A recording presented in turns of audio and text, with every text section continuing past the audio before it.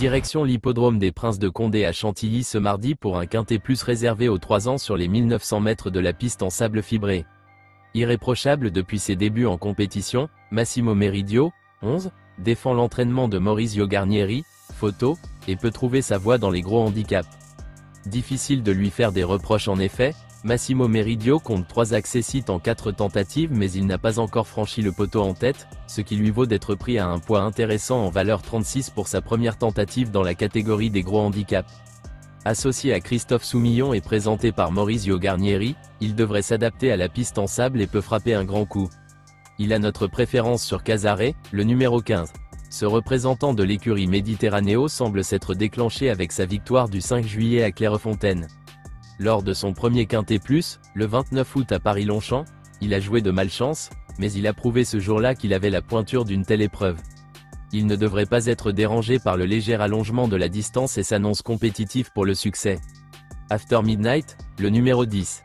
Excellente lors de ses 4 premières sorties en compétition, elle compte en effet une victoire et 3 accessites d'honneur. Elle a livré une très belle performance pour sa première tentative dans un handicap, se classant 2e sur l'herbe de Chantilly. Présentée par Francis-Henri Graffard, elle peut lutter pour les premières places à l'issue d'un bon déroulement de course.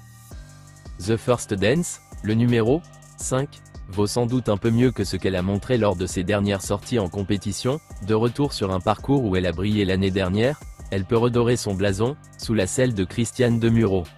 Nobleman, 9, cherche sa course à ce niveau de la compétition, il convient de s'en méfier, d'autant qu'il s'élance avec la confiance de son metteur au point Christophe Escuder. Dazzling Jewel, 6, défend l'entraînement d'Henri-Alex Pantal, elle s'est classée 3e pour sa première tentative dans un gros handicap, une confirmation est attendue de sa part.